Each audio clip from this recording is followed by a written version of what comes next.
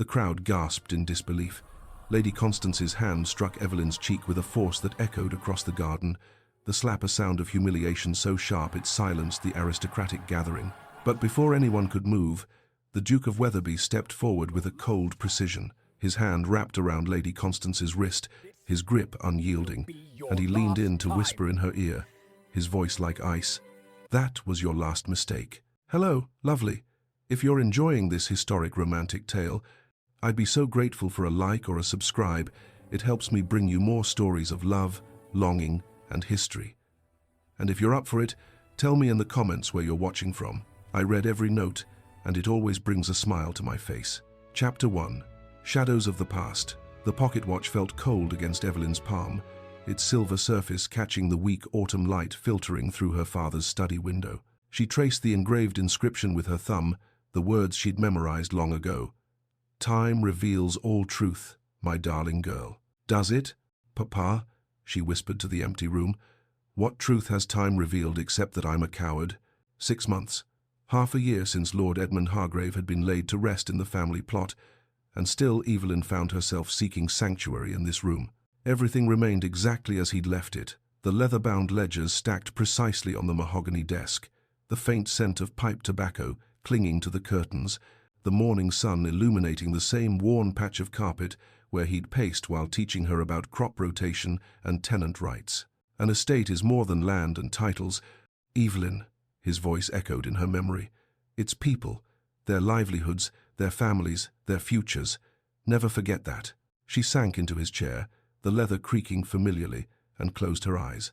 How many hours had she spent here as a girl, perched on the edge of this very seat, while he explained contracts and drainage systems? He'd treated her like the son he'd never had, ignoring society's expectations that ladies concern themselves only with needlework and watercolors. "You have a sharp mind, my darling girl," he'd said, letting her examine the estate maps spread across the desk. "Sharper than most men I know. Don't let anyone convince you otherwise. A sharp mind. What good was it now, trapped like a bird in a gilded cage?" The door crashed open without warning. "There you are." Lady Constance's voice cut through the memory like a blade through silk. "I should have known I'd find you wallowing in here." Evelyn's fingers tightened around the watch as she rose, schooling her features into careful neutrality. Her stepmother stood in the doorway, resplendent in deep purple mourning silk that somehow managed to look more fashionable than somber.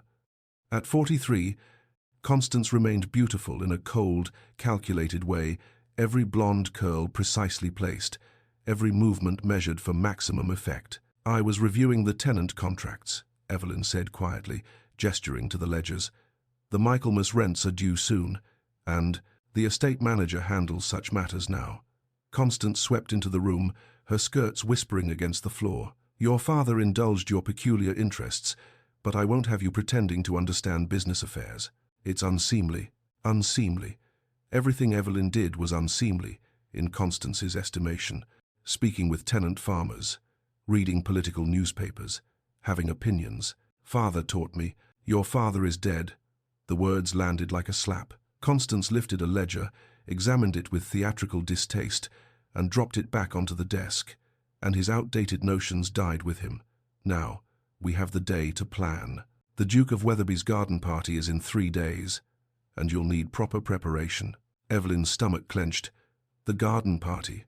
"Yes, Lord Henry Whitmore will be in attendance." Constance smiled, the expression never reaching her ice-blue eyes. "A most promising match. Second son of the Earl of Pembroke, recently come into a significant inheritance from his maternal uncle. I have no interest in Lord Whitmore." "Your interests are irrelevant." Constance moved to the window, adjusting her perfectly arranged hair in the glass reflection. "Your father's will was quite clear. Until you marry with my approval or reach 25, I serve as guardian of the estate. 3 more years of your stubborn independence, Evelyn, or you accept a suitable match now. Lord Whitmore is suitable. 3 more years." The number haunted Evelyn's dreams. She was 22 in age, when most ladies of her station were already married with children, but marriage meant surrendering what little autonomy she retained. Under English law, everything she owned would become her husband's property the moment she spoke her vows. "I won't be sold like livestock," Evelyn said, surprised by the steadiness of her own voice. Constance turned slowly, her expression hardening. Sold? My dear stepdaughter, I'm offering you security, protection. A woman alone is vulnerable, as you're learning. Or would you prefer I make other arrangements? The threat hung in the air between them. Evelyn had heard the whispered warnings before asylums, places where inconvenient women disappeared behind locked doors, declared hysterical or mad by doctors whose loyalty could be purchased. "I'll attend the garden party," Evelyn said finally, hating the defeat in her voice. "Good. Now, about your wardrobe." The breakfast room felt suffocating despite its generous proportions.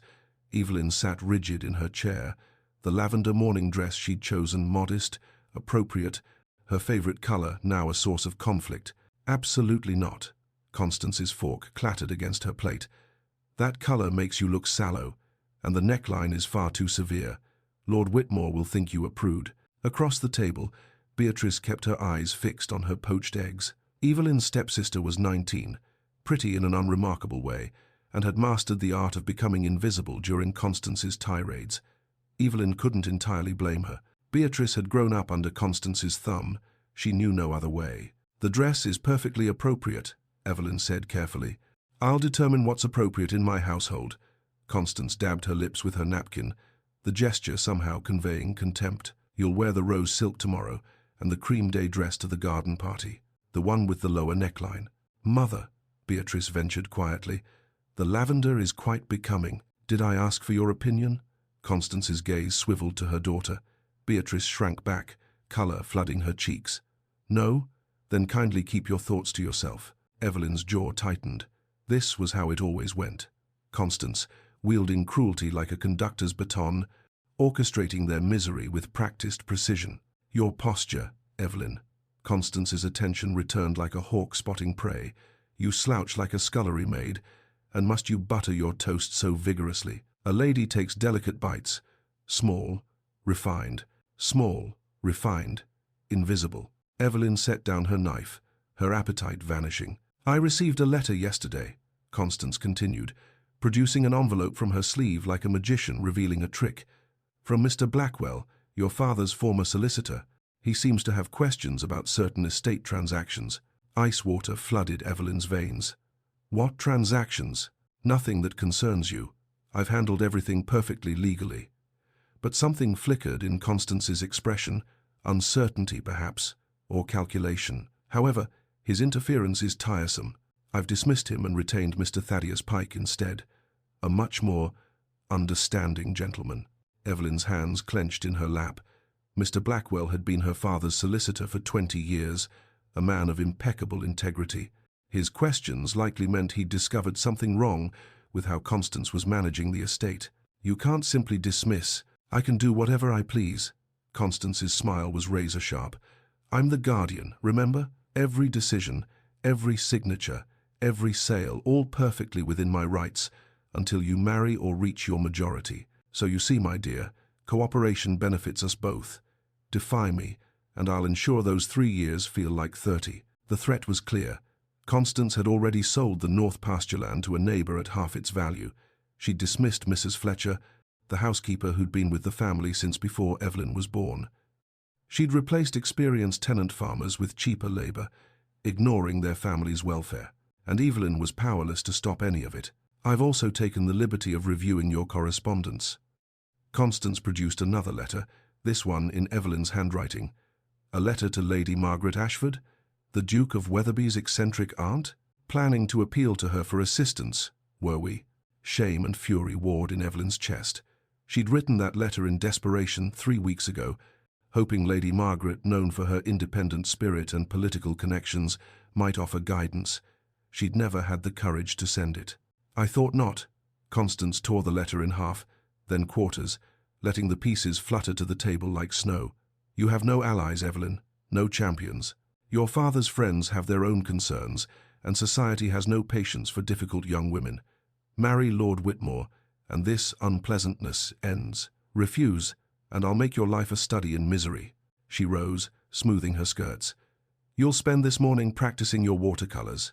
Lord Whitmore appreciates artistic accomplishment in a wife, and do something about your hair. Those curls are positively wild." The door closed behind her with decisive finality. Beatrice finally looked up, guilt swimming in her hazel eyes.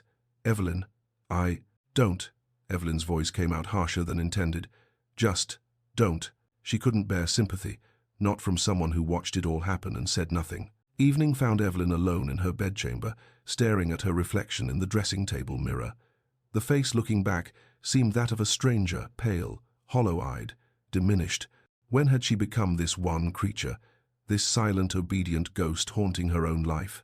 She pulled the pocket watch from beneath her pillow, where she'd hidden it from Constance's prying. The silver caught the candlelight, throwing dancing shadows across her hands. Time reveals all truth, my darling girl.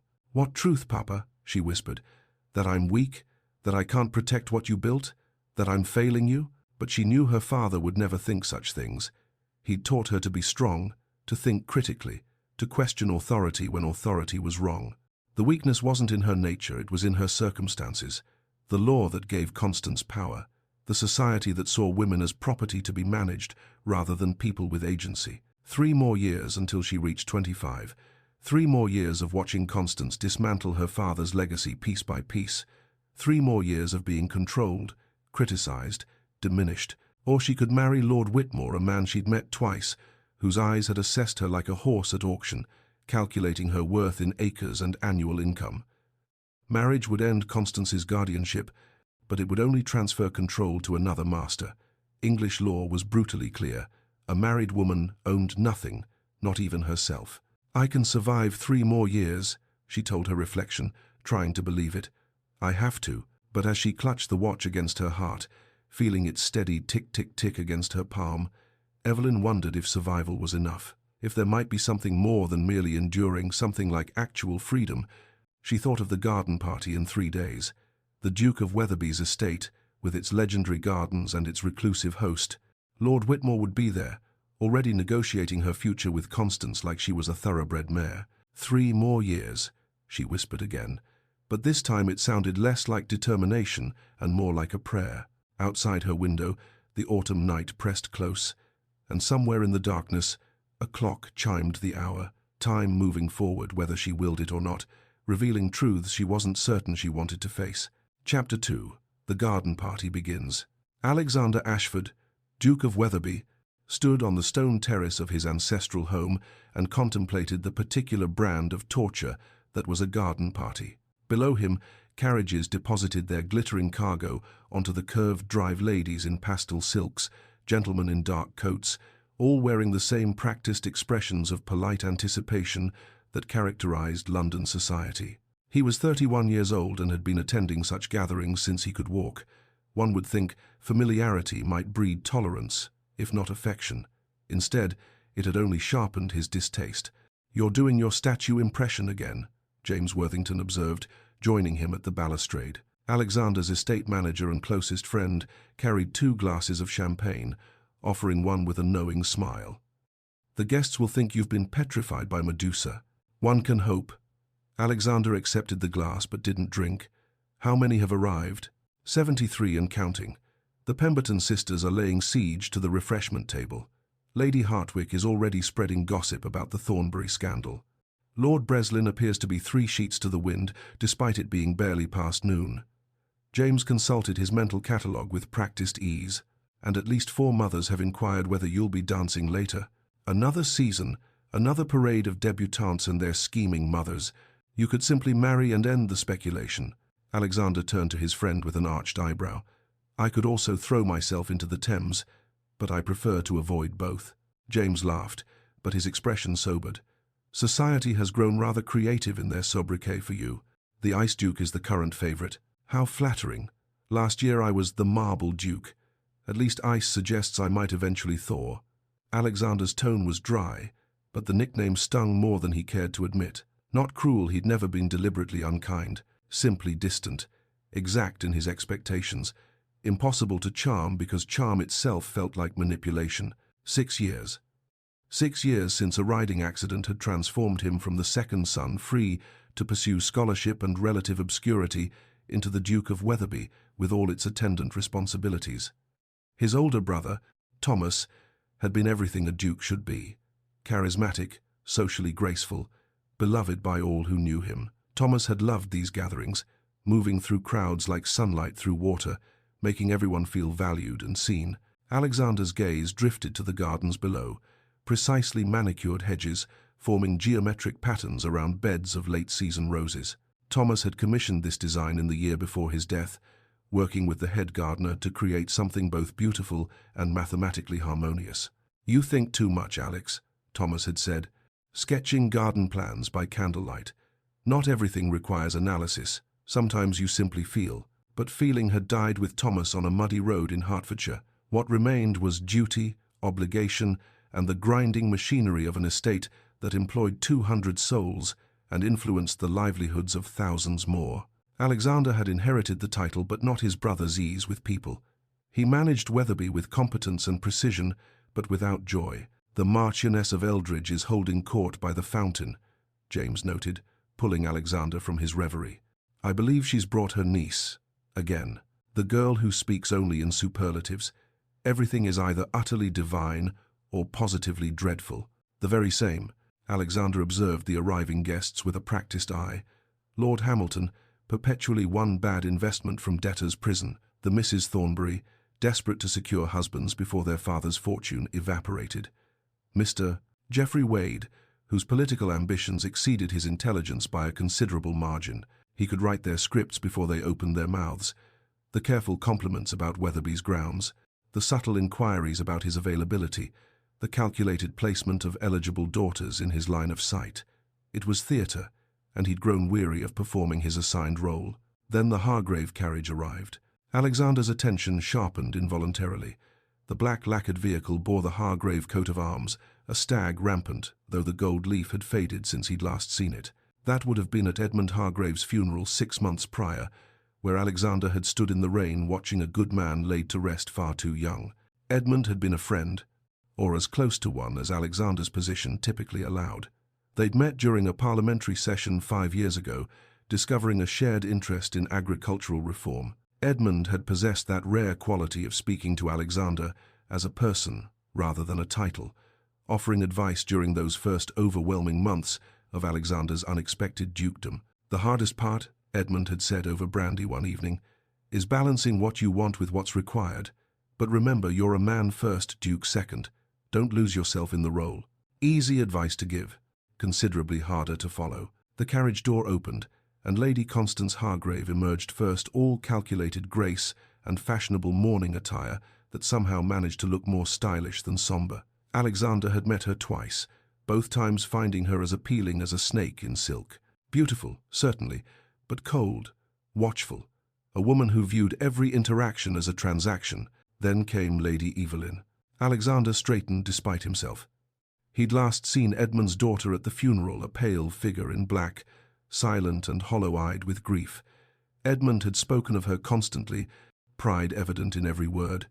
"Brilliant girl, my Evelyn, sharp as any Oxford scholar. We've been reviewing the estate contracts together. She understands land management better than most men I know." But the woman descending from the carriage bore little resemblance to Edmund's descriptions. She moved with grace. Yes, her posture perfect, her steps measured, but something was profoundly wrong. Her eyes remained downcast, fixed on the ground rather than taking in Wetherby's famous gardens. Her dove-grey dress was expensive but severe, draining colour from her complexion.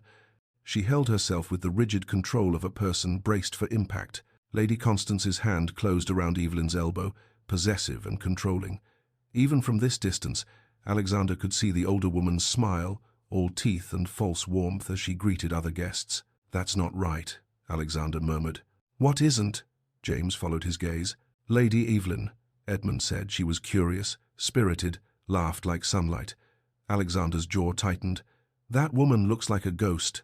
He watched them cross the lawn, Lady Constance steering Evelyn with the practiced control of a jailer escorting a prisoner. They were heading directly toward Lord Henry Whitmore, who stood near the ornamental pond looking pleased with himself. Alexander knew Whitmore's reputation intimately, gambling debts at 3 separate clubs, 2 failed courtships when the ladies' families discovered his financial situation, currently desperate for an heiress to salvage his circumstances. The man was handsome enough, well connected through his father's title, but utterly without substance or integrity. "Surely Constance isn't attempting to match Lady Evelyn with Whitmore," James said, disapproval clear in his voice. "It would solve both their problems. Whitmore gets an inheritance. Constance secures her stepdaughter's future while maintaining influence. Alexander set down his untouched champagne. Edmund would be appalled. Before he quite realized he'd made the decision, Alexander was moving down the terrace steps toward the lawn. James called something after him, but the words didn't register. He reached them as Constance was making introductions, her voice honey-sweet. "Lord Whitmore, may I present my stepdaughter, Lady Evelyn Hargrave." Whitmore executed a perfect bow, his eyes conducting a calculating assessment. "Lady Evelyn, I was deeply sorry to hear of your father's passing. A gentleman of great distinction." Evelyn murmured something appropriate, her voice so quiet Alexander barely heard it. "Your Grace!" Constance turned, surprise flickering across her features before being smoothed into delight. "What an honor! We were just—" "Lady Constance." Alexander's greeting was polite, but deliberately cool. Then he shifted his attention, his voice warming slightly. "Lady Evelyn, your father spoke of you often. He would be pleased to see you here." Evelyn's eyes lifted for the first time, meeting his. For just a second, no more than a heartbeat, Alexander saw something alive there. Surprise, certainly. Recognition, perhaps, though they'd never been formally introduced. And something else he couldn't quite name. Hope? Then it vanished, shuttered behind careful blankness so quickly he wondered if he'd imagined it. "Your Grace is most kind," she said softly. "Father held you in high regard. The regard was mutual. He was instrumental in helping me navigate my early tenure as Duke." Alexander wanted to say more, wanted to ask if she was well, if she needed assistance. But Constance was already interjecting. "How thoughtful of you to remember Edmund. Now, I'm certain you have many guests requiring your attention. We mustn't monopolize the host." Her grip on Evelyn's arm tightened visibly. "Come, dear. Lord Whitmore was just about to show us the pond." Alexander watched them move away, Constance's false cheerfulness grating against his ears. Evelyn walked with mechanical precision, and Alexander recognized the posture he'd worn it himself many times, the bearing of someone going through practiced motions while their mind screamed silent protest. He should return to his hosting duties. He'd made his polite acknowledgement of an old friend's daughter. That was sufficient. Instead, he found himself tracking their progress across the lawn. 40 minutes passed in grinding tedium. Alexander made the required circuit of his guests, accepting compliments about Weatherby's grounds, deflecting matrimonial hints from ambitious mothers, discussing agricultural yields with local landowners. All the while, his attention kept drifting toward Lady Evelyn. Whitmore had positioned himself at her side like a barnacle on a ship's hull, dominating the conversation with self-important observations. Alexander was too distant to hear specific words, but he recognized the pattern Whitmore holding forth, while Evelyn offered brief responses, her shoulders growing progressively more tense. Then Whitmore said something that made Lady Constance laugh, a calculated, tinkling sound, and Evelyn's face went carefully blank. Alexander had seen that expression before, in the mirror during his first year as Duke. It was the look of someone drowning, while everyone around them remarked on the lovely weather. He was moving again before thinking it through, but stopped when he saw Evelyn herself take action. She said something brief to Whitmore and Constance, then turned and walked away toward the rose garden's more secluded paths. Lady Constance's expression transformed in an instant. The sweet smile vanished, replaced by fury so intense it was almost physical. She made a perfunctory excuse to Whitmore and followed Evelyn, her stride purposeful despite the constraints of her fashionable dress. Every instinct Alexander possessed began screaming warnings. The rose garden's layout flashed through his memory, semicircular paths surrounded by high hedges, private alcoves for conversation, a central area visible from the main lawn but far enough to create illusion of seclusion. Edmund had loved that garden, had walked there with his late wife, had taken young Evelyn there to teach her about rose cultivation. Now Constance was following Edmund's daughter into those private spaces, wearing an expression of barely restrained violence. Alexander's measured walk became a swift stride. James appeared at his elbow. "Something's wrong," Alexander said shortly. "I noticed. Should I stay here, make excuses if anyone asks?" Alexander was already moving, cutting across the lawn with single-minded purpose, propriety, and hosting duties forgotten. Behind him, he heard the party continue. Laughter, conversation, the clink of crystal. But ahead, through the gap in the roses, he caught a glimpse of grey silk and purple morning dress. And then, carrying across the garden with shocking clarity, Lady Constance's voice, no longer honey-sweet, but sharp as broken glass. "You forget your place, girl." Alexander broke into a run. Chapter 3. That was your last mistake. The Rose Garden's marble fountain stood at the intersection of 3 gravel paths, positioned where guests could admire it from the main lawn while maintaining the illusion of privacy. Evelyn had sought it instinctively, needing distance from Lord Whitmore's presumptuous comments and the suffocating weight of Constance's expectations. She pressed trembling fingers against the fountain's cool stone edge, focusing on the sound of trickling water, trying to steady her breathing. The afternoon sun caught in the spray, creating tiny rainbows that danced and vanished. Beautiful, peaceful, nothing like the chaos in her chest. "What?" Constance's voice cut through the tranquility like a blade. "Do you think you're doing?" Evelyn didn't turn. "I needed air. You needed air." Constance's footsteps crunched on gravel as she approached, her voice low but venomous. "You walk away from the most advantageous match you're likely to receive, embarrass me in front of the Duke of Wetherby and half of London society, and your explanation is that you needed air? Lord Whitmore is insufferable. Lord Whitmore is perfect." Constance moved into Evelyn's line of sight, her beautiful face twisted with fury barely contained by social propriety. They were visible from the lawn. Evelyn could see guests milling near the refreshment tables, but far enough that words wouldn't carry. "Wealthy enough to pay off his debts with your inheritance, while leaving me comfortably settled. Desperate enough to overlook your difficult nature. You should be grateful I found anyone willing to take you." The words landed like physical blows, each one designed to wound. Evelyn's fingers tightened on the fountain's edge until her knuckles went white. 6 months of accumulated rage suddenly pressed against her ribs, demanding release.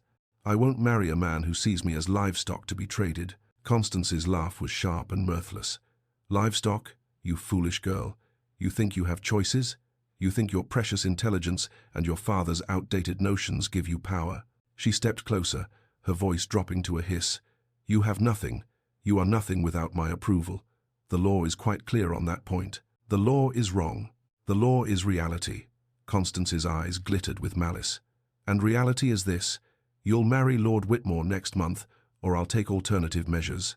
I have physicians who will testify to your instability, your hysteria, your dangerous delusions. One signature, Evelyn, and you'll spend the rest of your life in an asylum, staring at walls, while I manage your inheritance as I see fit." The threat wasn't empty. Evelyn had heard stories of inconvenient women disappeared behind asylum walls, declared mad by doctors whose loyalty could be purchased. Her heart hammered against her ribs, fear and fury warring for dominance. "You wouldn't dare. Try me." Constance smiled, the expression never reaching her cold eyes. "Your father spoiled you, filled your head with ridiculous ideas about women managing estates and making decisions. But Edmund is dead, and his fantasies died with him. It's time you learned your place." Something inside Evelyn snapped. Perhaps it was the casual cruelty in Constance's voice. Perhaps it was the invocation of her father's name, like a weapon. Perhaps it was simply 6 months of accumulated grief and rage, finally finding their breaking point. "Father would be ashamed of what you've become." The words emerged steadier than Evelyn felt, each syllable weighted with truth. "He married you because he thought you'd be a companion after Mother died. He trusted you, and you've spent 6 months dismantling everything he built, selling off his legacy piece by piece, treating his daughter like property to be liquidated." Constance's face went white, then red. "How dare you?" "He would be ashamed," Evelyn repeated, her voice shaking but firm. "And I won't let you destroy what's left of his memory by marrying Lord Whitmore." The slap came without warning. The crack echoed across the garden like a gunshot, sharp and shocking in the genteel afternoon air. Pain exploded across Evelyn's cheek, hot and stinging. Her head snapped to the side from the force of it, and for a moment the world tilted sideways, roses blurring into sky. The fountain's spray suddenly too loud, her father's pocket watch chain cold against her throat where it had twisted with the impact. Time seemed to suspend itself. Evelyn registered details with crystalline clarity. The gasps from nearby guests who'd witnessed the strike, the way sound seemed to fade and then rush back in a wave, the metallic taste of blood where she'd bitten her tongue. Her hand rose slowly to her burning cheek, fingers trembling as they touched the place where Constance's palm had connected. Through watering eyes, she saw guests frozen in various attitudes of shock. Ladies with hands pressed to mouths, gentlemen half turned toward the commotion. Even the servants had stopped moving, creating a tableau of suspended animation. Constance stood before her, chest heaving, her carefully maintained mask of civility completely shattered. Rage contorted her features into something ugly and raw. "You forget your place, girl." She raised her hand again. Evelyn flinched, hating herself for the involuntary response, but unable to stop it. She braced for the second blow, closing her eyes. It never came. Instead, she heard a sharp intake of breath from Constance, followed by a voice so cold it seemed to lower the temperature of the entire garden. "That was your last mistake." Evelyn's eyes flew open. The Duke of Wetherby stood between her and Constance, his hand locked around her stepmother's wrist, stopping the descending slap mid-swing. His grip appeared almost casual, but Constance's face had gone pale, suggesting the strength behind it was anything but gentle. The crowd that had been forming at a distance suddenly pressed closer, drawn by the spectacle of a duke intervening in a family dispute. Evelyn could see their faces: shock, curiosity, gleeful scandal. The moment would be dissected in drawing rooms across London by evening. "Your Grace," Constance's voice emerged, strangled, her social instincts struggling to reassert control. "This is a family matter. The girl is hysterical, ungrateful. She needs discipline." "What she needs," Alexander interrupted, his voice carrying absolute authority despite its quiet delivery, "is protection from you." He released Constance's wrist with obvious distaste, then turned to Evelyn. His grey eyes softened fractionally as he took in her tear-stained face and trembling form. "Lady Evelyn, would you do me the honor of joining me for tea? I have matters to discuss regarding your father's estate." Evelyn opened her mouth, but no sound emerged. Her cheek throbbed, her mind spun. This couldn't be happening. Dukes didn't intervene in domestic disputes. They certainly didn't publicly challenge the guardians of young ladies, no matter the provocation. Before she could formulate a response, Alexander turned back to address the assembled crowd. His voice carried across the garden with absolute clarity, brooking no argument. "Lady Constance, you will leave my property immediately. Lady Evelyn is now under my protection. Her belongings will be collected from Hargrave House tomorrow." The gasps that rippled through the crowd were audible, even over the fountain's splash. This was more than intervention. This was a public claiming of responsibility, nearly scandalous in its implications. Evelyn felt the weight of dozens of eyes, heard the whispers beginning like wind through leaves. "You cannot simply—" Constance's composure cracked completely. "She's my stepdaughter. Legally, I am her guardian until she marries or reaches her majority. You have no right. My solicitor will contact you regarding the legality of your guardianship." Alexander's tone suggested the conversation was finished. "Given what I've just witnessed, I suspect the courts will have questions about your fitness for that role. I suggest you gather your own counsel. Good day, madam." He offered his arm to Evelyn with the same formal courtesy he might extend to a queen. "Lady Evelyn?" Evelyn stared at his outstretched arm as if it were a lifeline thrown to someone drowning, which, perhaps it was. Her entire world had just shifted on its axis in the space of minutes. Humiliation warred with relief, terror with gratitude. She was ruined. No respectable family would receive her after this scandal. But she was also free, or as close to free as a woman in her position could be. Her hand, still trembling, reached for his arm. The moment her fingers touched his sleeve, she felt the trembling worsen, her entire body beginning to shake with delayed shock. "Steady," Alexander murmured, low enough that only she could hear. "Just a few steps. You can do this." They walked through the crowd together. Every face turned toward them, some shocked, some delighted by the gossip, some openly disapproving. Evelyn kept her eyes fixed straight ahead, refusing to look at the judgment in their expressions. Her cheek burned, her legs felt unsteady, but Alexander's arm remained solid beneath her hand, an anchor in chaos. She glanced back once, unable to help herself. Constance stood alone by the fountain, fury and calculation warring on her face. But beyond her, half hidden behind a rose trellis, stood Beatrice. Her stepsister's expression held something Evelyn had never seen there before. Regret, perhaps, or recognition. Their eyes met for a brief moment, and Beatrice offered the smallest of nods before looking away. Then they passed through the French doors into Wetherby's cool interior, and the garden party's noise faded behind them. Evelyn had stepped from one world into something entirely unknown. As the reality of what had just happened began to settle over her like a weight, she realized with dizzy certainty that nothing would ever be the same again. Chapter 4. Sanctuary and questions. The Duke's private study was a sanctuary of dark wood and leather, floor-to-ceiling bookshelves lined with volumes that showed the wear of actual reading rather than decorative display. A massive desk dominated one corner, its surface organized with military precision, but Alexander guided Evelyn past it to a pair of wingback chairs positioned before an unlit fireplace. The afternoon sun slanted through tall windows, illuminating dust motes that danced in the golden light.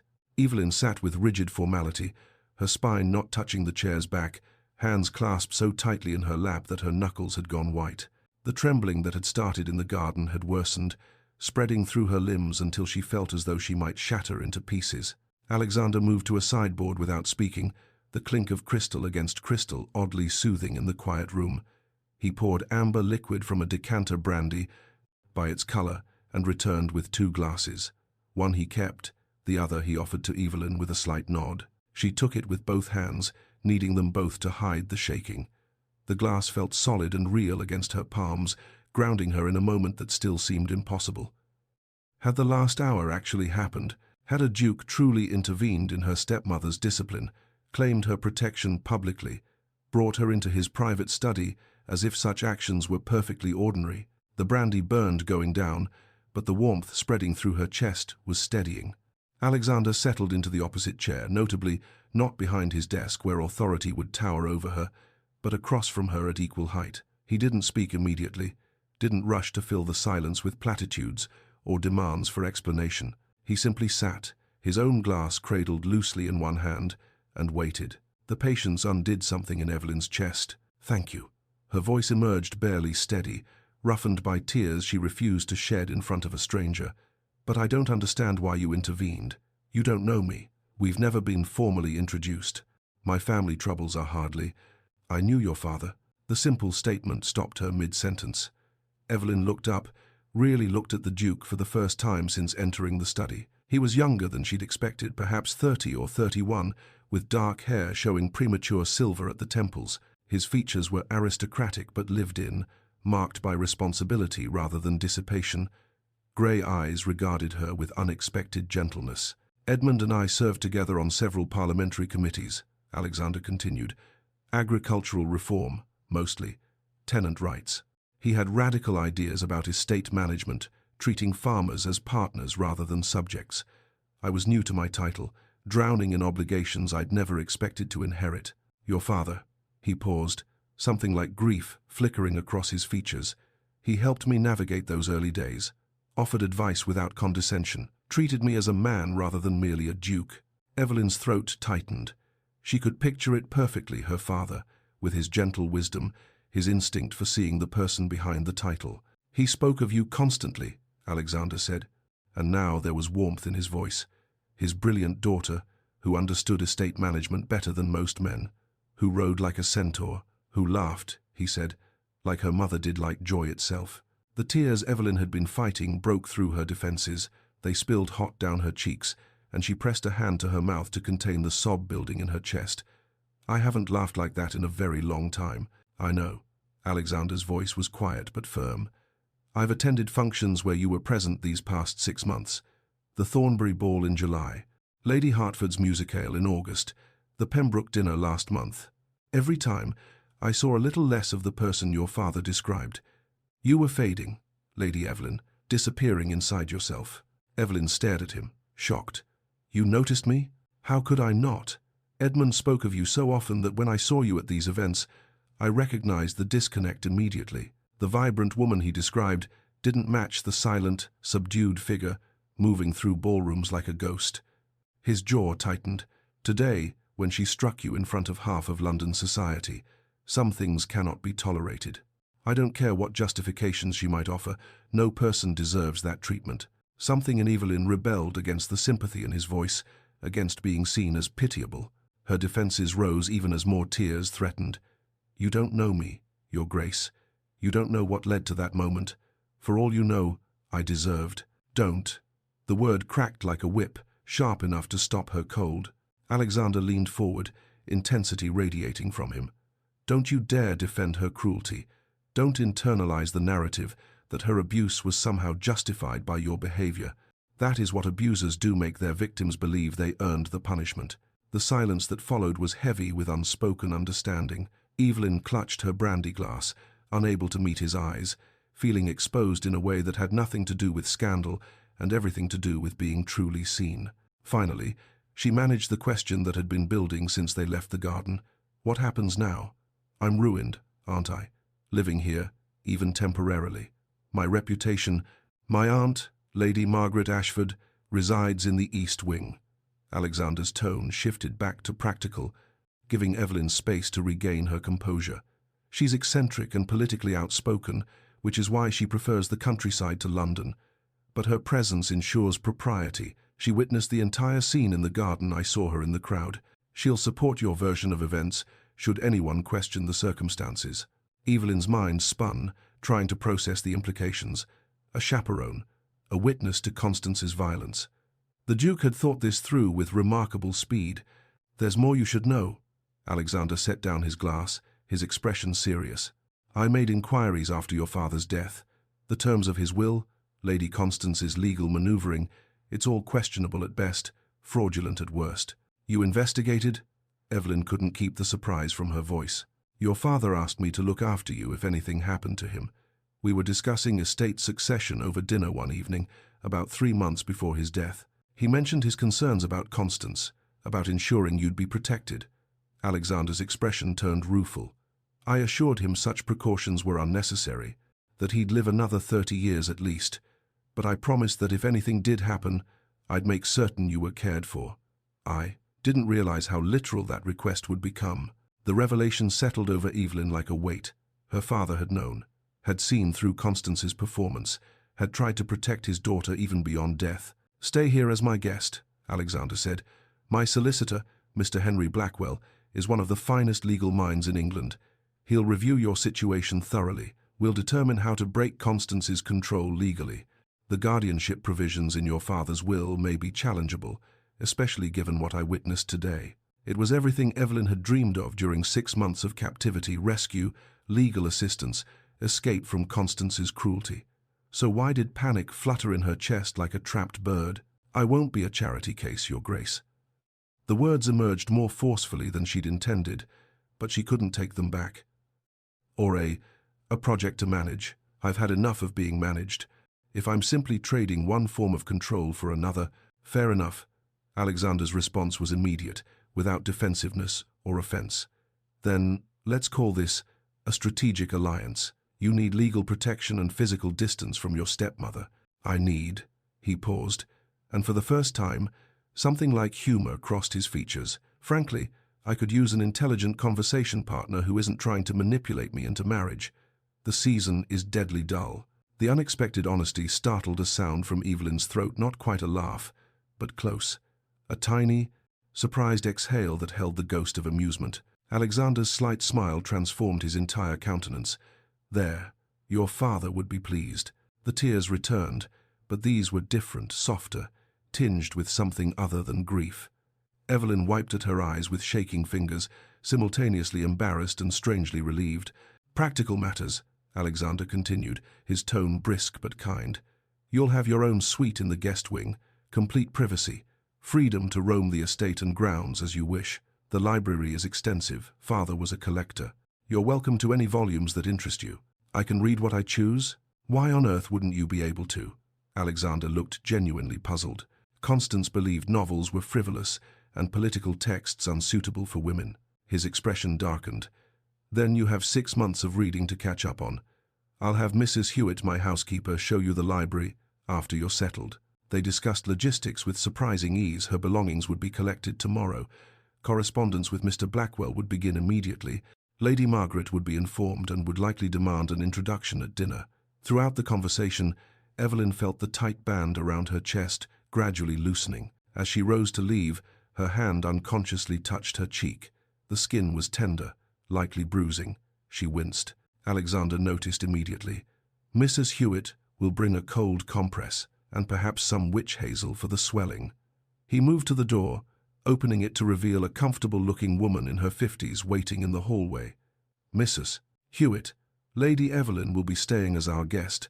Would you see her settled in the blue suite? And please bring something for her cheek." The housekeeper's warm brown eyes took in Evelyn's tear-stained face and bruised cheek without judgment. "Of course, Your Grace. Come along, dear. Let's get you comfortable." The guest suite was larger than Evelyn's room at Hargrave House, decorated in shades of blue and cream that caught the afternoon light. French doors opened onto a small balcony overlooking the gardens, the same gardens where her world had shattered and reformed in the span of minutes. Mrs. Hewitt bustled about, opening curtains, checking that fresh water filled the washing basin, promising to return with the compress and some tea. Her kindness was so matter-of-fact, so different from the cold efficiency of Constance's servants, that Evelyn felt tears threatening again. When she was finally alone, Evelyn moved to the window, looking out over manicured lawns and geometric rose beds. From this height, she could see the marble fountain where Constance had struck her. Guests still milled about below, no doubt discussing the scandal in excited whispers. She pulled her father's pocket watch from beneath her bodice, where it hung on its chain.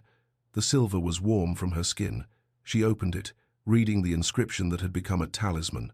"Time reveals all truth, my darling girl." "What truth will this reveal, Papa?" she whispered to the empty room. That she'd escaped one prison only to enter another? That the Duke's kindness came with expectations she couldn't meet?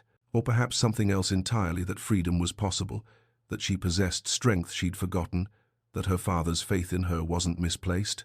Outside, the sun began its descent toward evening, painting the sky in shades of amber and rose.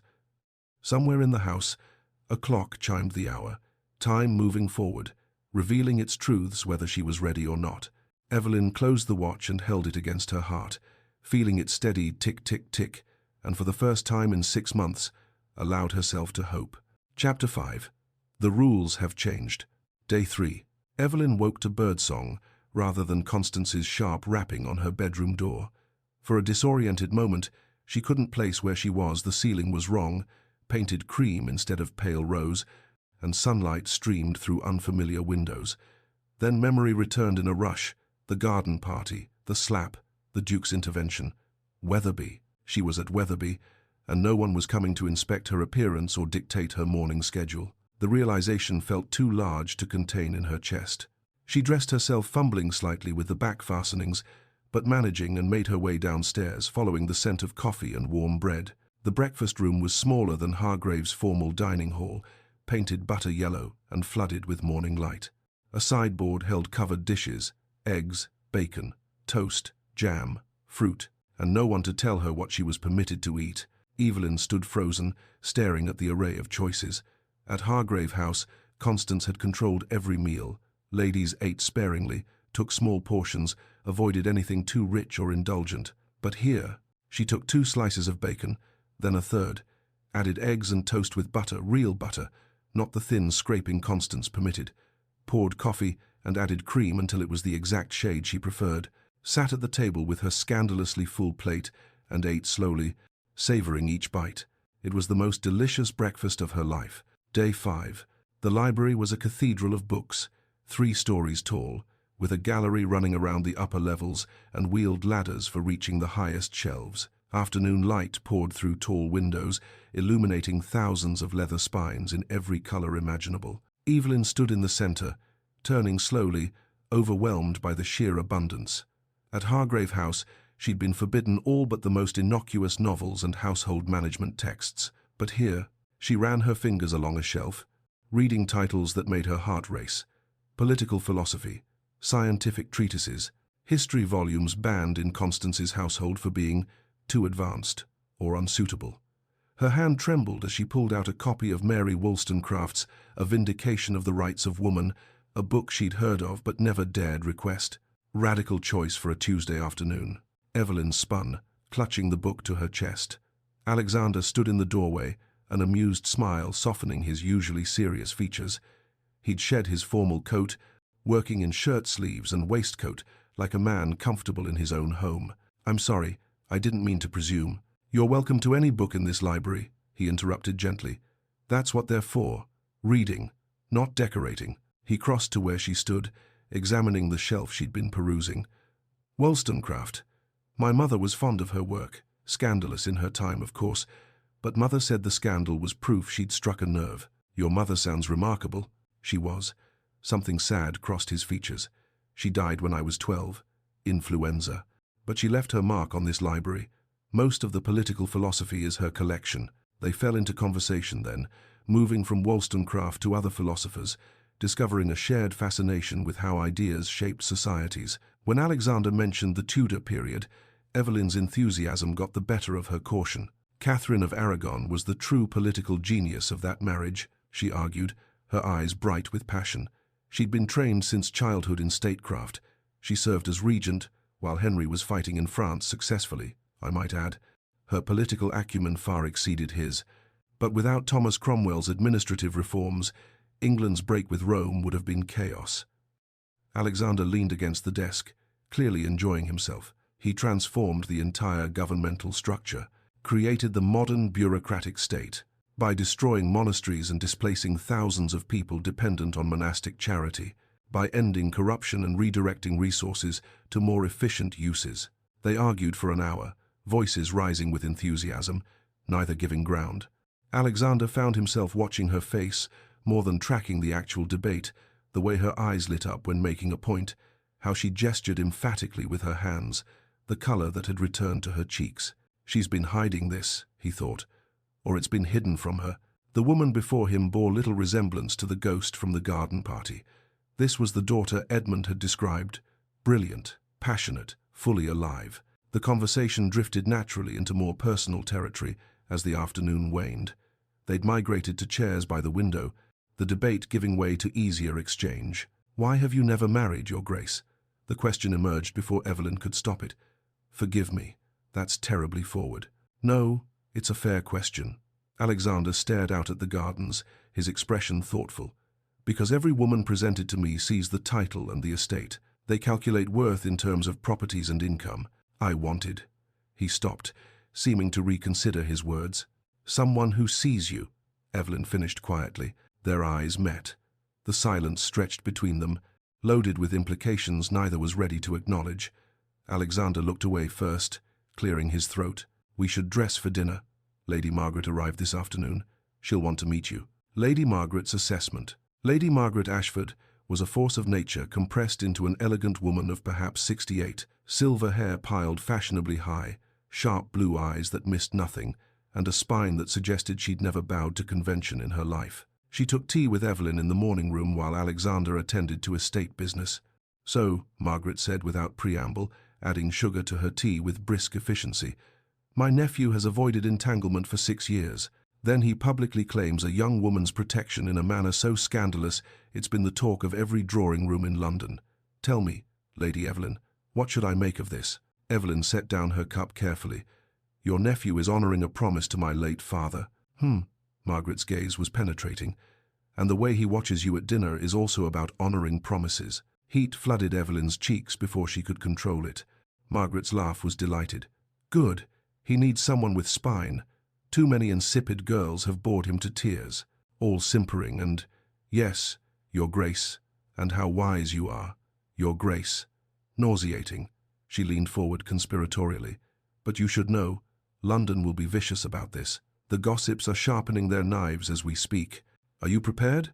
Evelyn thought of Constance's cruelty, the 6 months of systematic dismantling of her spirit. Lady Constance was vicious too. "I survived her." "Indeed you did. I witnessed that scene in the garden, you know. Ghastly woman. Striking you in public like that."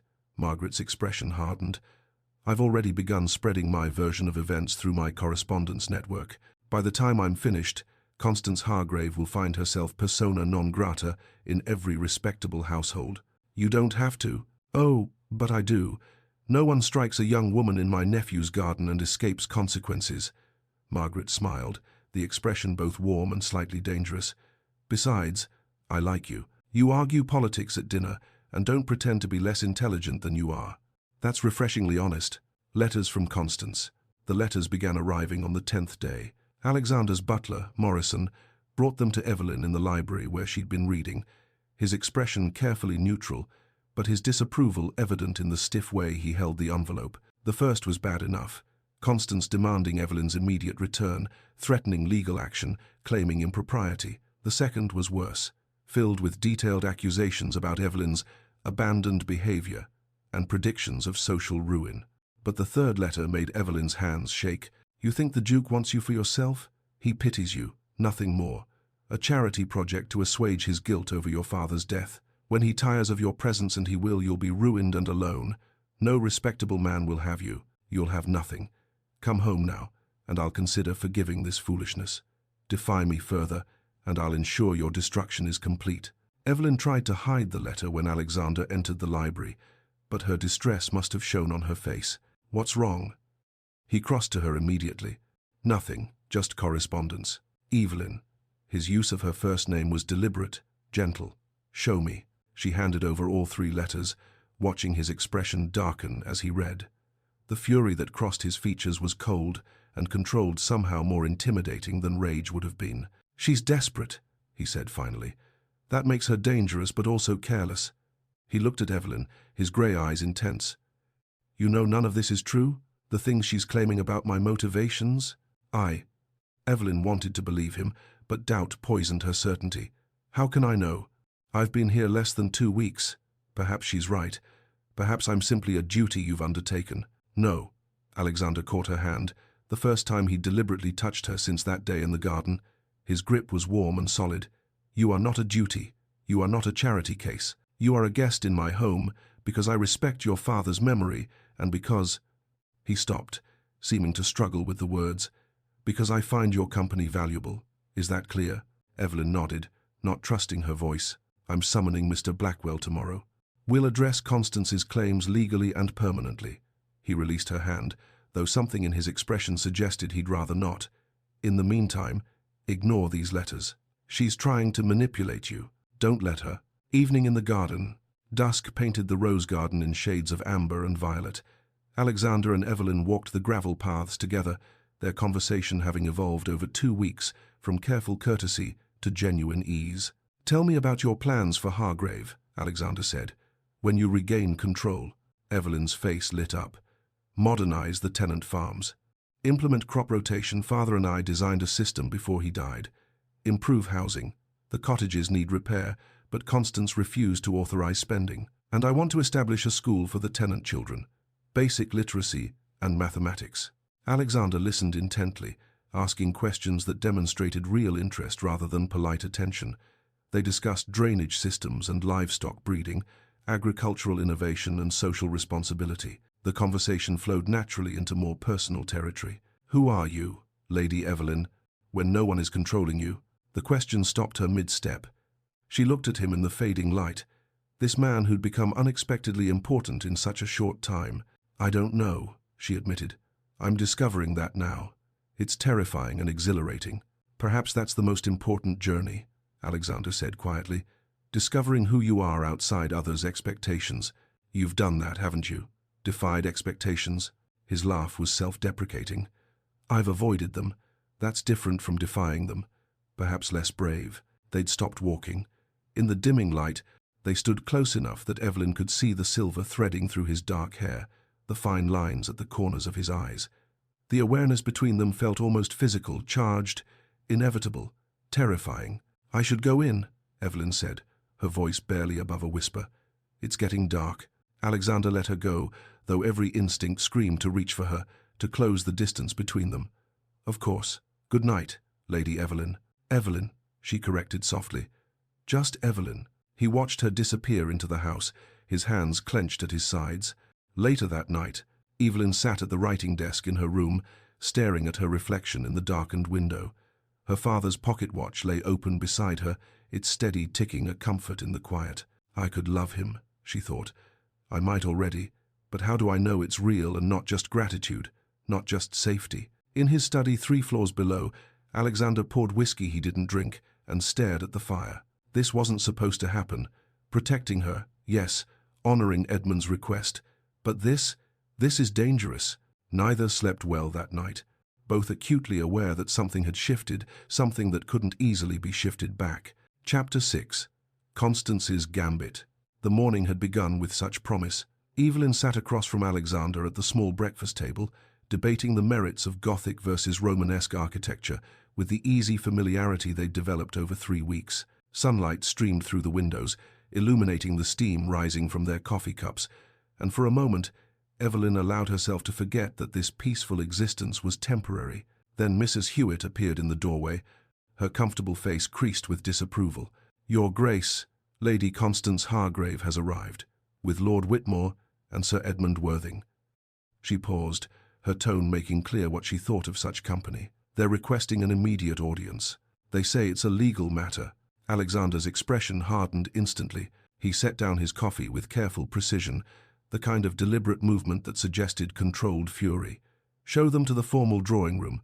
Ask Lady Margaret and Mr. Worthington to join us, and Mrs. Hewitt ensure several staff members are present. I want witnesses." Evelyn's hands had gone cold. "Sir Edmund Worthing? The magistrate? It seems your stepmother has escalated her campaign." Alexander's voice was calm, but his eyes blazed. "Are you prepared for this?" "No," every instinct screamed. "Run, hide, let someone else fight this battle." But Evelyn thought of the past 3 weeks, the books she'd read, the rides she'd taken, the person she'd been rediscovering. She thought of her father's pocket watch and its inscription, "Time reveals all truth." Perhaps it was time to reveal hers. "Yes," she said, rising. "I'm ready." The formal drawing room was deliberately intimidating. High ceilings, portraits of stern Ashford ancestors lining the walls, furniture arranged to emphasize the Duke's authority. Constance stood near the fireplace in a gown of mourning purple that somehow managed to look triumphant rather than somber. Lord Whitmore lingered by the window, his handsome face carefully arranged in an expression of concern, and Sir Edmund Worthing, a portly man of perhaps 55, held a leather document case with an air of officious importance. Lady Margaret entered behind Evelyn and Alexander, taking a seat with the regal bearing of someone who'd attended court presentations. James Worthington, Alexander's estate manager, positioned himself near the door. 2 footmen and Mrs. Hewitt found reasons to remain within earshot. "Lady Constance." Alexander's greeting was glacial.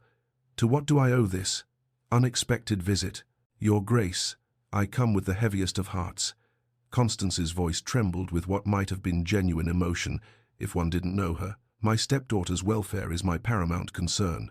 Recent events have made it clear that she requires specialized care I've been unable to provide." She nodded to Sir Edmund, who opened his document case with bureaucratic precision. "I have here," the magistrate began, "sworn testimony from Dr. Bartholomew Pike regarding Lady Evelyn Hargrave's mental condition. The doctor has documented several episodes of hysteria, irrational behavior, and concerning instability over the past 6 months."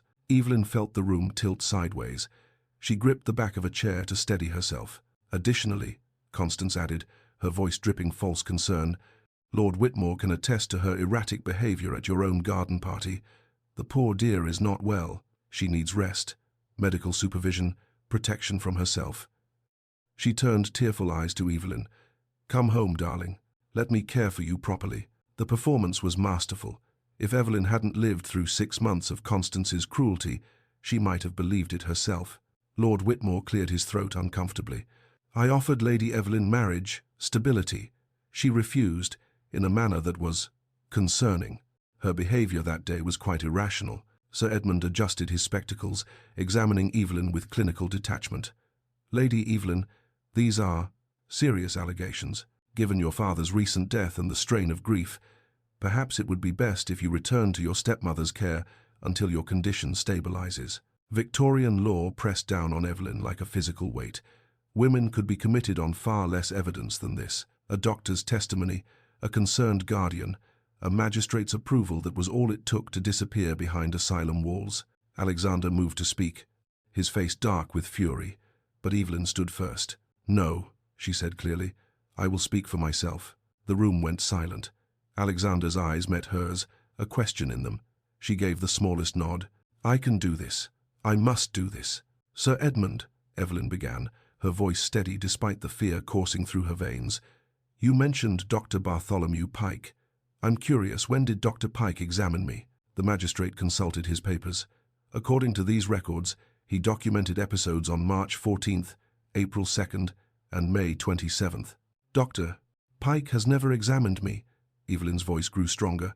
"In fact, Dr. Pike was dismissed from medical practice 2 years ago for falsifying patient records. There was a hearing before the Royal College of Physicians. I can provide documentation if you'd like to verify this." Sir Edmund's face reddened. He shuffled through his papers with increasing agitation. As for the alleged episode on March 14th, Evelyn continued, I was in London that day, meeting with my father's solicitor, Mr. Edmund Blackwell, to review estate documents. We met from 10 in the morning until 3 in the afternoon. Mr. Blackwell can testify to my complete lucidity during that meeting.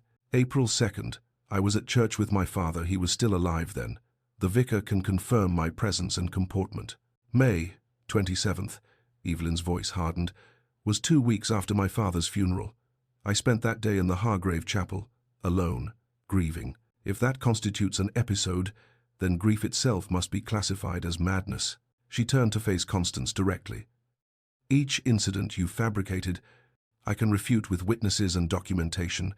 Would you like me to continue? Constance's mask slipped fractionally, a flash of pure hatred, before she smoothed it away. You see, Sir Edmund, she's become confrontational, defensive. These are symptoms. No, Evelyn cut her off. These are the responses of a sane woman defending herself against false accusations. She shifted her attention to Lord Whitmore, who'd gone pale. Lord Whitmore, what did Lady Constance promise you? Whitmore's mouth opened and closed soundlessly. Was it half my inheritance? Evelyn pressed. Or just enough to clear your gambling debts at White's? Be specific, please. I'm genuinely curious what price she put on my freedom. I don't. That's not, Whitmore stammered, his face flushing crimson. Evelyn reached into her reticule and produced a folded letter. This is correspondence between Lady Constance and Lord Whitmore, dated 3 weeks before the garden party. In it, they discussed terms of a marriage arrangement. Specifically, Lord Whitmore would receive £40,000 upon our marriage, enough to satisfy his creditors, while Lady Constance would maintain control of the remainder of my inheritance through her guidance of her new son-in-law. She held the letter out to Sir Edmund. I obtained this from a maid, Lady Constance dismissed from Hargrave House for the crime of treating me with kindness. The woman kept it as insurance.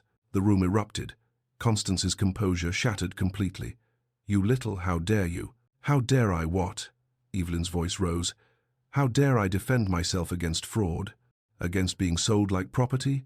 Against false imprisonment? The drawing-room doors opened, and a distinguished gentleman in his 60s entered, carrying an even larger document case. Alexander's solicitor, Mr. Henry Blackwell, surveyed the scene with sharp eyes that missed nothing. Your Grace, my apologies for the delay. The documentation took longer to compile than expected. He nodded politely to the room. Sir Edmund, Lady Constance, how fortuitous that you're all here. Blackwell opened his case with deliberate precision, removing several thick folders. I've spent the past 3 weeks investigating Lady Constance's management of the Hargrave estate. The findings are illuminating. He addressed Sir Edmund directly, magistrate to magistrate. Lady Constance has sold 3 parcels of estate land without proper authorization. She forged Lady Evelyn's signature on documents transferring control of tenant rents to her personal accounts. She dismissed the estate's longtime solicitor, myself, and replaced him with Mr. Thaddeus Pike, who coincidentally is Dr. Bartholomew Pike's brother. This is preposterous, Constance tried to interject. I have bank records, Blackwell continued implacably.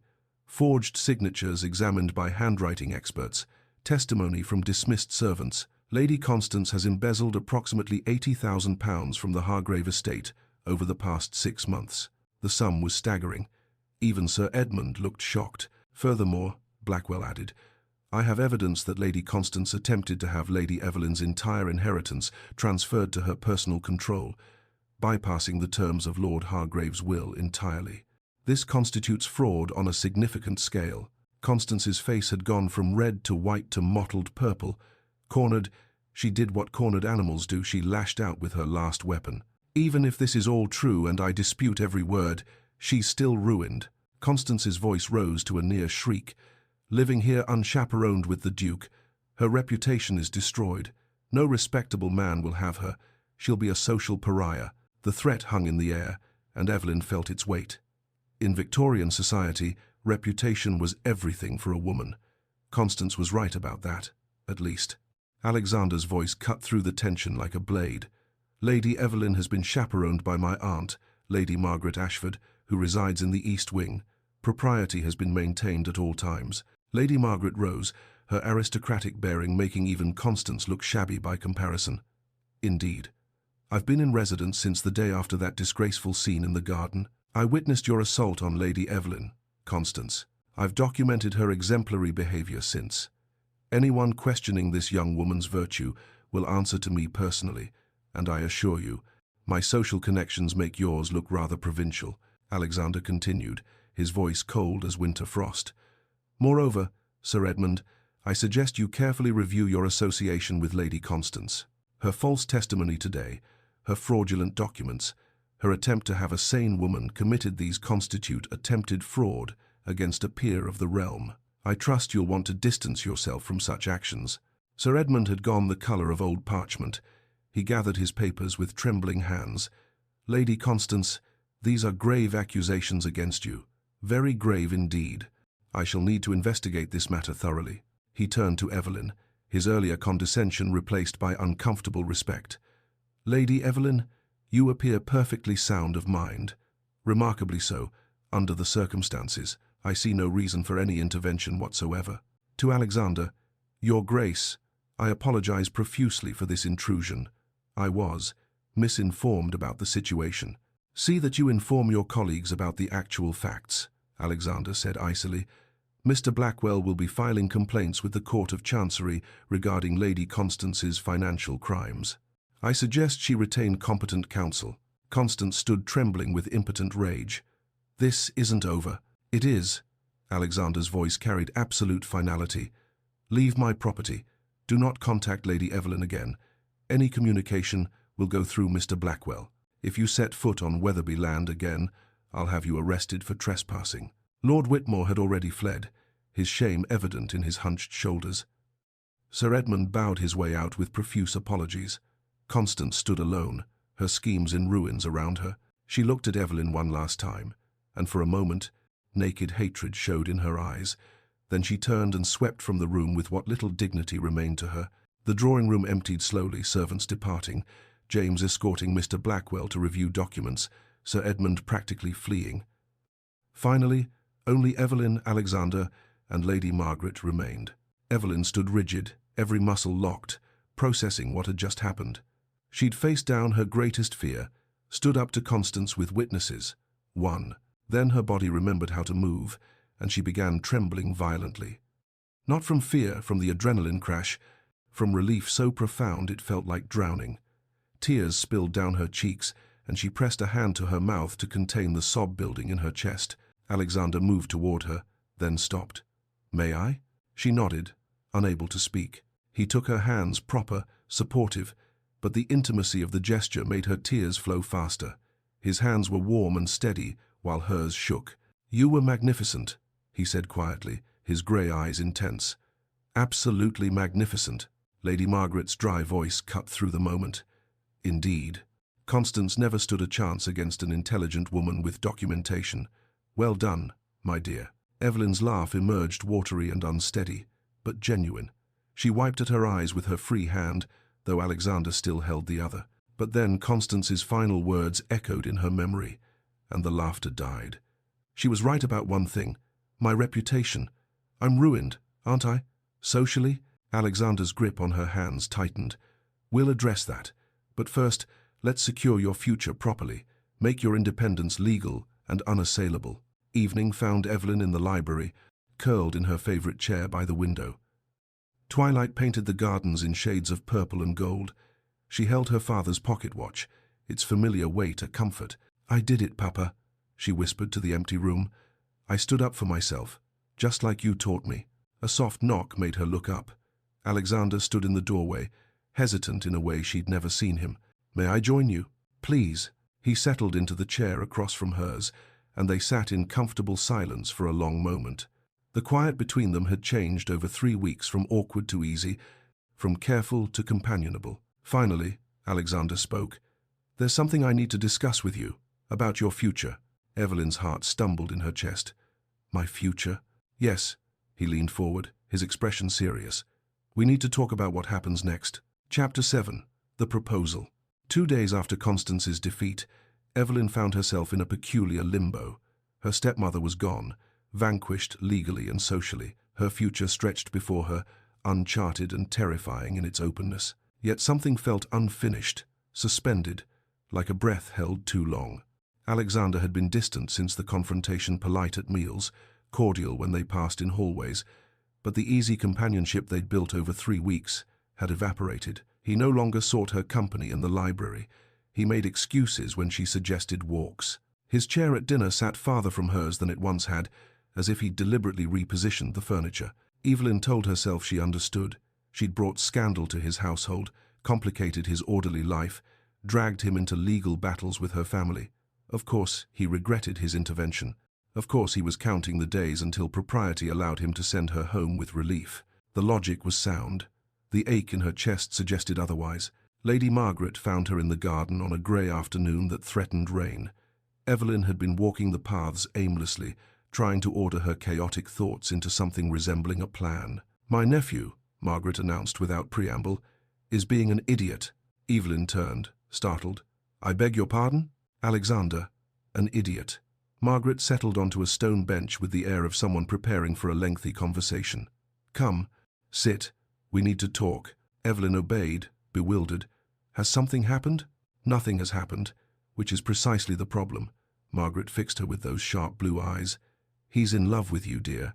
Terrified of it, but in love nonetheless. And rather than behaving like a rational adult, he's avoiding you like a schoolboy with his first infatuation." The words hit Evelyn like a physical blow. "That's not he can't be." "Oh, but he is. I've known that boy since he was in leading strings. I've never seen him look at anyone the way he looks at you when he thinks no one's watching." Margaret's expression softened slightly. "The question is, what do you feel?" Evelyn's hands twisted in her lap. "I don't know. Gratitude, certainly. He saved me from Constance, gave me sanctuary, helped me find my strength again. And attraction, I'd be lying if I denied that. But how do I separate gratitude from genuine feeling? How do I know I'm not simply clinging to my rescuer?" "You think love is always clear?" Margaret laughed, but not unkindly. "It's messy, complicated, inconvenient. But answer me this. When you imagine your future, truly imagine it, is he in it?" The question pierced through Evelyn's careful defenses. She closed her eyes, picturing the years ahead, managing Hargrave estate, implementing her father's plans, building the school she dreamed of, and in every image, Alexander was there, not hovering or controlling, but beside her, discussing crop rotation, debating philosophy, laughing at her terrible puns. "Yes," she whispered, "but I need to know I can stand alone before I choose to stand with someone. Does that make sense?" Margaret's smile was approving. "Perfect sense. Smart girl. Tell him that." "Tell him what?" "That I might love him, but I'm not sure." "That sounds honest." Margaret rose, patting Evelyn's shoulder. "Tell him exactly what you told me. The boy needs to hear it." In his study, Alexander stared at the same contract he'd been attempting to read for the past hour. The words blurred together, meaningless. His mind was elsewhere, in the library where Evelyn sat reading, in the garden where she walked, in every space of Weatherby that had become inexplicably brighter with her presence. "You're going to lose her if you don't act." Alexander looked up to find James Worthington leaning against the doorframe, arms crossed, wearing an expression of exasperation. "I don't know what you mean," Alexander said, returning his attention to the contract he wasn't reading. "Don't insult my intelligence." James crossed to the desk. "You've been avoiding her for 2 days. She thinks you regret helping her, that you want her gone. I'm giving her space. You're being a coward." James's tone was blunt. "You care for her. It's written all over your face every time she enters a room. But you're so terrified she might say yes out of obligation that you're ensuring she'll leave without knowing how you feel." Alexander set down the contract. "What if she does say yes out of gratitude, out of thinking she has no other choice? I won't trap her in a marriage of obligation. Then give her a choice that requires neither obligation nor gratitude." James leaned forward. "Be honest. Lay out terms that ensure her freedom, and trust her intelligence enough to make her own decision." Evening brought clearing skies and golden light slanting through the rose garden. Alexander found Evelyn there, sitting on a bench in the section where they'd first really talked, far from the fountain where Constance had struck her. This was their space, filled with better memories. "May I join you?" Evelyn looked up. Surprise, and something else, hope, flickering across her features. "Of course." He sat, leaving careful distance between them. They were both silent for a long moment, the awkwardness of the past 2 days settling over them like fog. I need to say something, Alexander finally began, his voice unsteady in a way she'd never heard. And I need you to listen completely before you respond. Can you do that? Evelyn nodded, her heart hammering. When I intervened at the garden party, I told myself it was duty to your father, honor, the right thing to do. He stared at his hands. That wasn't the only reason. He forced himself to meet her eyes. These weeks with you, conversations, debates, watching you rediscover yourself, have shown me what was missing from my life. Not a wife in the traditional sense, not an ornament or a duty, but a partner, an equal. Someone who challenges me and makes me laugh and sees past the title to the person underneath. Evelyn opened her mouth to speak, but Alexander held up a hand gently. Please, let me finish before I lose courage. She nodded again, tears already gathering. I'm not asking you to marry me because you need protection. I'm not asking because society expects it or because it would solve your reputation concerns. His voice grew more intense. I'm asking because in these weeks, I've discovered who I am when I'm with you. Someone better, someone real, someone who laughs and argues and feels things I'd forgotten I was capable of feeling. He leaned forward, his expression fierce with sincerity. But I won't ask you to trade one form of captivity for another. I won't be another person controlling your life, making your choices for you. What are you saying? Evelyn whispered. I'm saying if you're uncertain, we'll wait. Months, years if necessary. The words came faster now, as if he'd rehearsed them. You'll return to Hargrave Estate. We'll ensure your legal independence first, your name on the deeds, your control absolute. You'll have a season in London, or several seasons, meeting people, experiencing freedom, discovering who you are without anyone dictating your choices. His voice dropped. If, after you've lived independently, made your own choices, discovered who Lady Evelyn Hargrave truly is, if then you choose me, I'll know it's real. I'll know you're choosing me, not safety, not gratitude, me. The silence stretched between them, heavy with everything unspoken. And if I discover I don't want this? Evelyn asked, her voice breaking. Don't want us. Alexander's expression showed the pain that question cost him. Then I'll wish you joy and mean it. Tears spilled down Evelyn's cheeks. How can I know if what I feel is love or just the first kindness I've experienced in years? How can I trust my own heart when it's been so starved for affection? Alexander shifted closer but didn't touch her. Time, distance, perspective. That's how you'll know. Live your life. Build your dreams. If what you feel for me is real, it will survive the distance. If it's gratitude, it will fade when you're strong enough not to need anyone. Will you wait? The question emerged, barely audible. However long it takes. Evelyn's mind spun. She thought of Lady Margaret's question. When you imagine your future, is he in it? She thought of her father's words about being brave. She thought of the woman she was becoming, the one who'd stood up to Constance, who'd reclaimed her voice, who was learning to trust her own judgment. I need to do this, she said finally. Live alone, manage my estate, prove to myself I can stand on my own. Not because I don't care for you, but because I need to know who I am first. I understand, but Alexander, his name on her lips for the first time, felt intimate, significant. He looked at her with such intensity it stole her breath. I think I'm already choosing you. I just need to be sure I'm choosing from strength, not fear. Relief flooded his features so completely it was almost painful to witness. That's all I ask. The certainty that comes from freedom, not necessity. They stood simultaneously, drawn together by invisible threads. The space between them felt charged, electric, impossible to maintain. Evelyn rose slightly on her toes. Alexander bent toward her. Their lips met softly, tentative, questioning, a promise more than passion.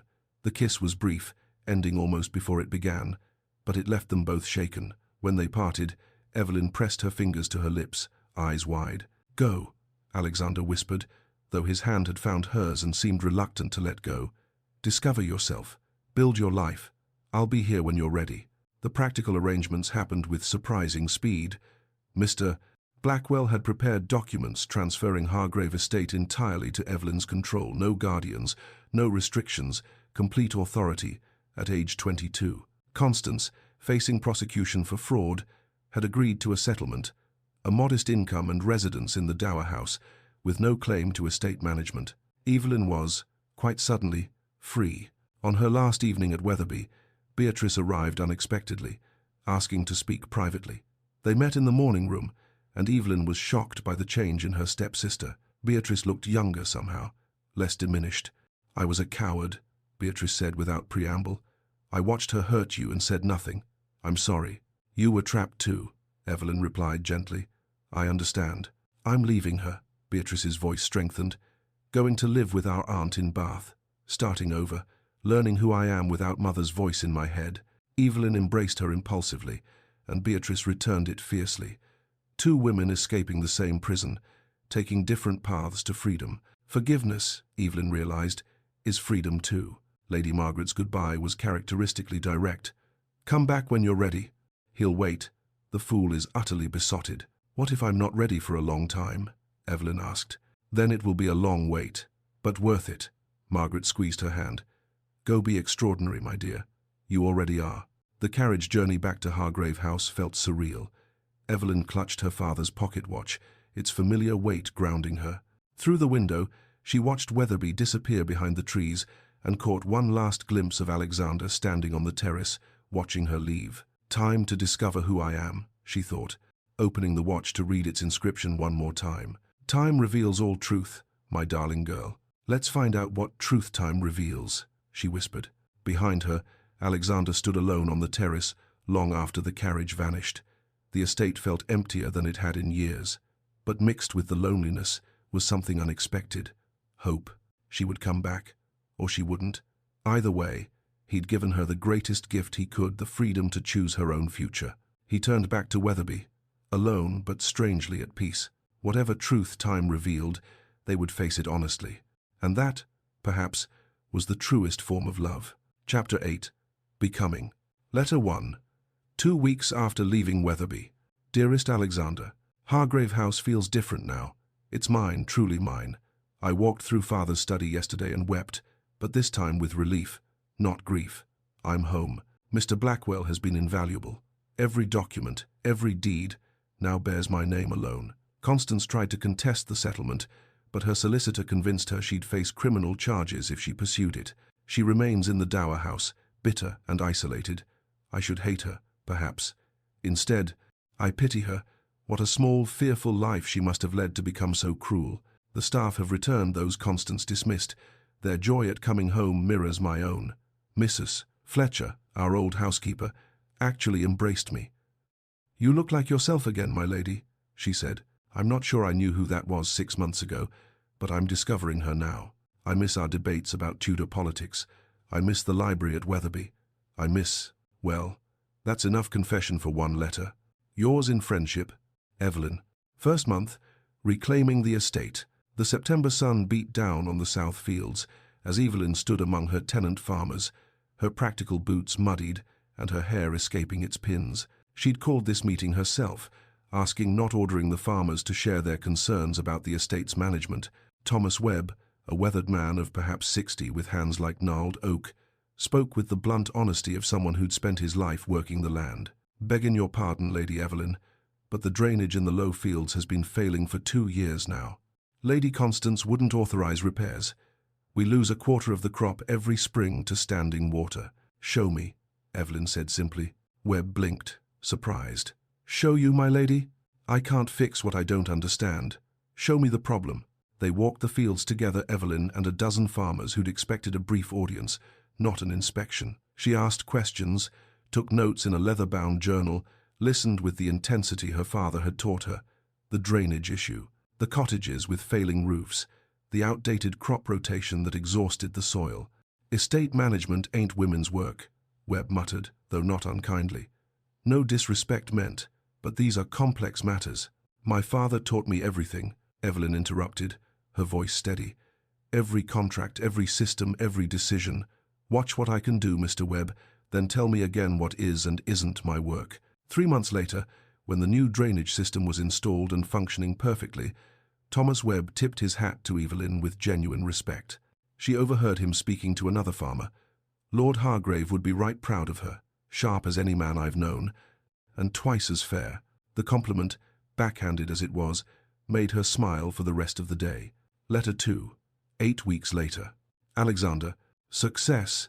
The new drainage system is installed in the south fields. Thomas Webb, Remember I mentioned him? Actually smiled at me yesterday. For that man, it's equivalent to a standing ovation. I've discovered I'm good at this. Not just competent, but genuinely skilled. There's a satisfaction in solving problems, in seeing immediate results of decisions. Is this what you feel managing Weatherby? This sense of building something that matters, that will outlast you? Lady Thornbury called today with thinly veiled questions about my situation with you. I told her we were friends. The look on her face suggested she found that both incomprehensible and scandalous. Apparently, gentlemen and ladies cannot be friends in her world. But we are friends, aren't we? Even if, there might be more. I attended my first London event last week, a small musical evening at Lady Hertford's. I wasn't sure how I'd be received, given the scandal. Some doors are closed to me now. The Pemberton sisters cut me directly, and Mrs. Wessex made a pointed comment about damaged reputations, but others have opened. I met several fascinating women. Mrs. Adelaide Thornton, a widow who runs her late husband's shipping company and speaks 5 languages. Miss Georgiana Hart, a blue-stocking who writes political essays under a male pseudonym, and Lady Catherine Pembroke, a baroness who advocates for education reform and women's property rights. They've invited me to join their circle. They call themselves the Society for Inconvenient Women. I like them immensely. We meet weekly to discuss everything from philosophy to politics to how we might change laws that treat us as property. Missing our conversations, though these letters help, Evelyn. 3 months, London season. The Hartwick Ball glittered with candlelight and jewels, London society in full display. Evelyn wore a gown of deep emerald silk, not the pale, insipid colours Constance had forced on her, but a rich shade that brought out the green in her eyes. She'd arrived with Mrs. Thornton and Miss Hart, her inconvenient women, providing both companionship and social armour. She danced. She conversed about agricultural policy with a member of Parliament who seemed genuinely surprised by her knowledge. She laughed at Sir James Thornton's terrible poetry, while privately thinking Alexander would have made better observations about the metaphor's structural flaws. Lord Benedict Hartley approached during supper, his kind face earnest. Lady Evelyn, I wonder if I might call on you at Hargrave House. I've enjoyed our conversations immensely. Of course, Lord Hartley, you're always welcome.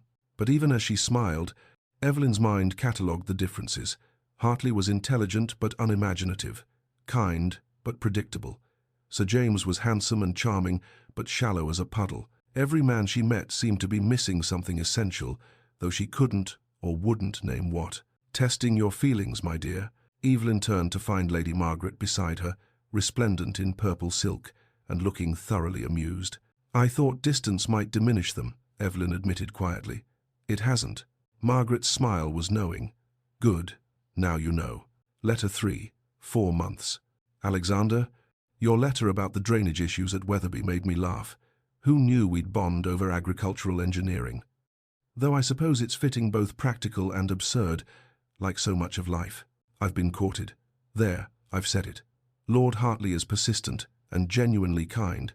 He speaks intelligently about literature and treats me with respect. Sir James writes terrible poetry, truly atrocious, but has excellent taste in art and makes me laugh.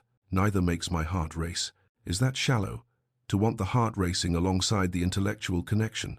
I used to think love was a luxury, something for frivolous girls in novels who had nothing better to occupy their minds. Now I think it's essential. Not the all-consuming passion that devours and destroys, but the steady flame that illuminates. The kind that makes you want to be better, do better, see more clearly. The Society for Inconvenient Women met at Hargrave House this week. We discussed property rights for married women. Did you know that upon marriage, everything I own, this estate, my inheritance, even the clothes on my back, would become my husband's property?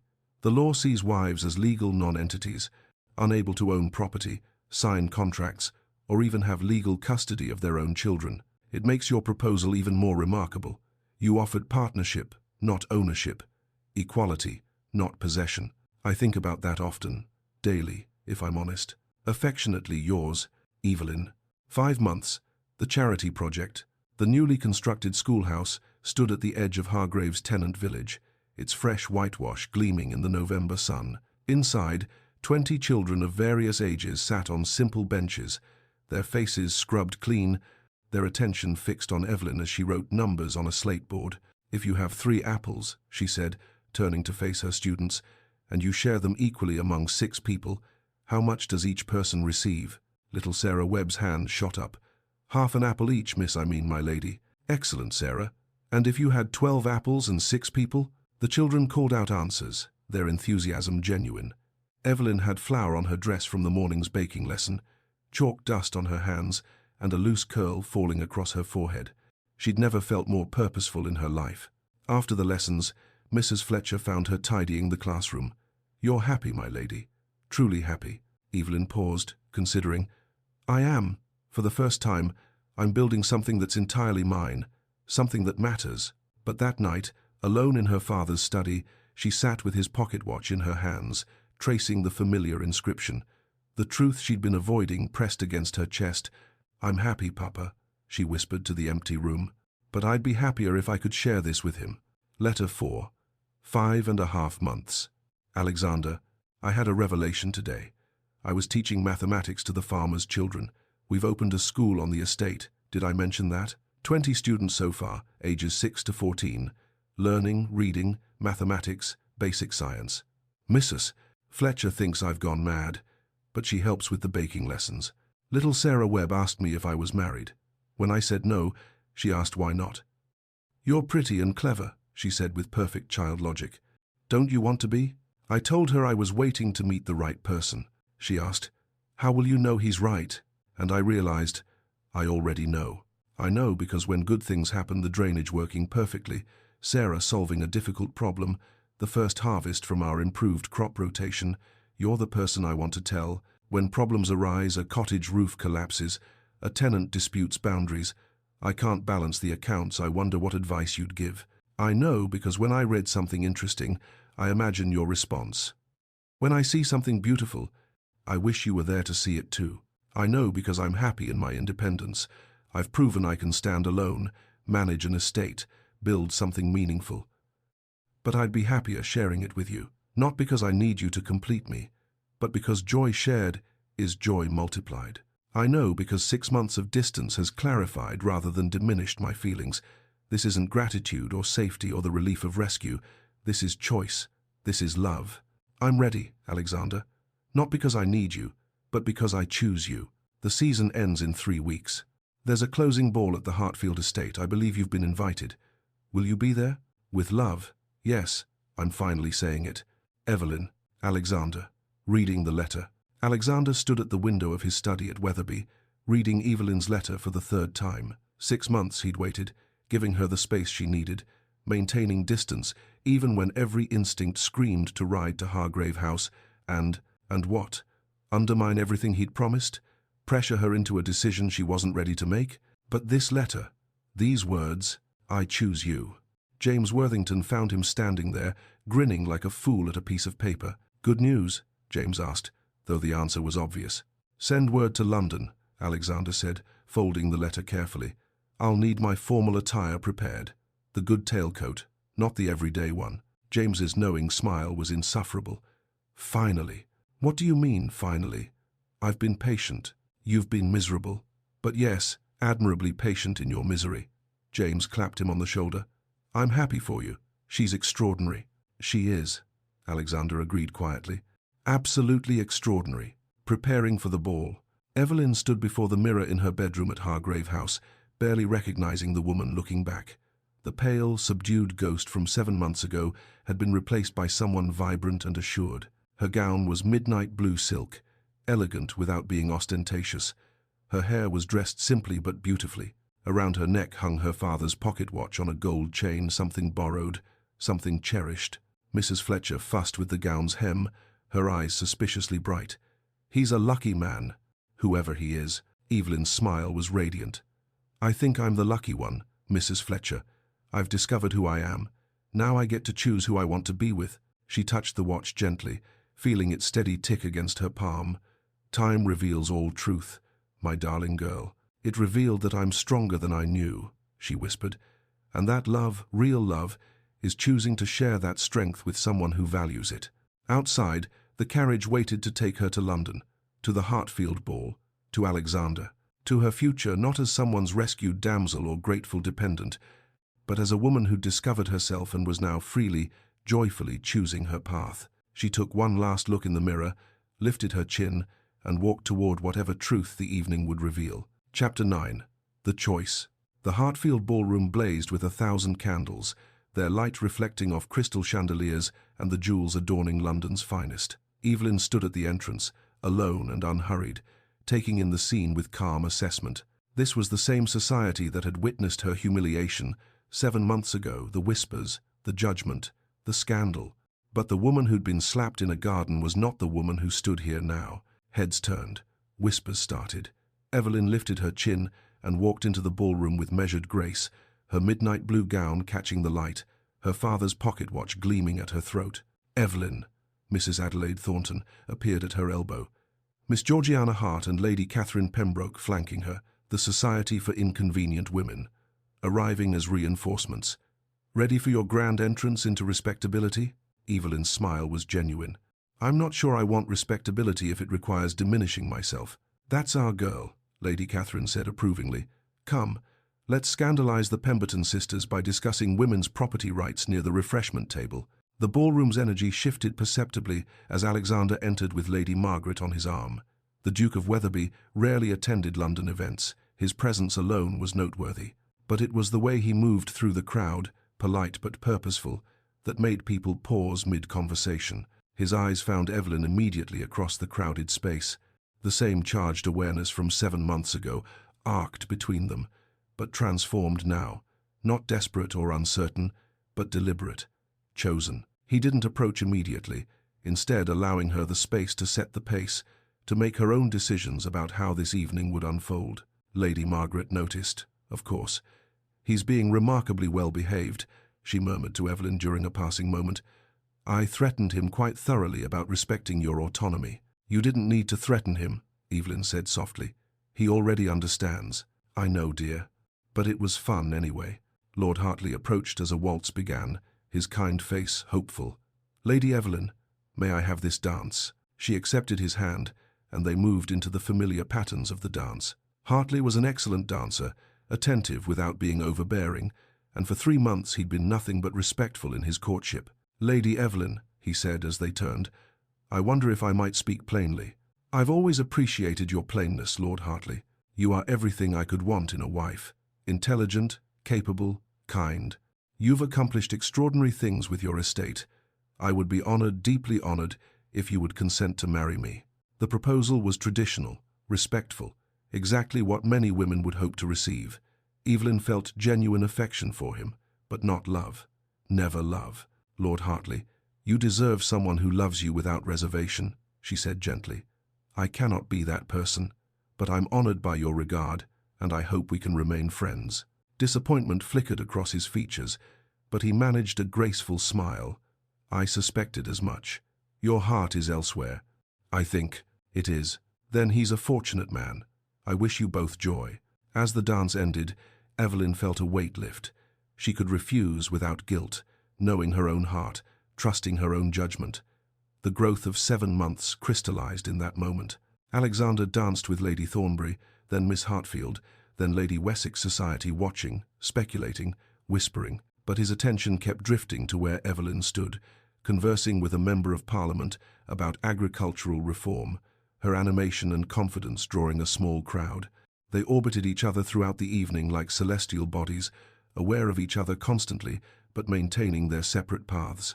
Lady Margaret found Evelyn near the terrace doors. You're both being ridiculous.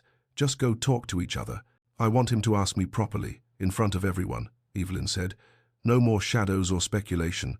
If we're choosing this, let's choose it openly. Margaret's smile was fierce with approval. Bold. I like it. As midnight approached, Evelyn slipped onto the terrace for air. The November night was crisp, stars visible above the London haze.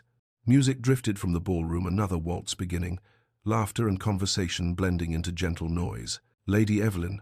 She turned to find Alexander silhouetted in the doorway, backlit by the ballroom's glow. He looked uncertain, in a way she'd never seen him this powerful, assured Duke nervous as a schoolboy. You look radiant, he said, stepping onto the terrace. I feel it, she smiled, moving toward him. These 6 months, Alexander, they've been extraordinary. The estate is thriving.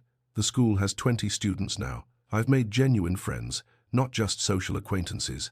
I've discovered I'm good at things I never had the chance to try." He listened with that intense focus she'd missed, drinking in every word. "Are you going to ask me?" she said gently. "Or shall I ask you?" His surprised laugh was exactly what she needed to hear. "I've been planning this moment for months, and you're taking charge of it? Partnership means either of us can lead." Alexander took her hands, and Evelyn was aware they were visible from the ballroom, another public moment, another choice made in full view of society.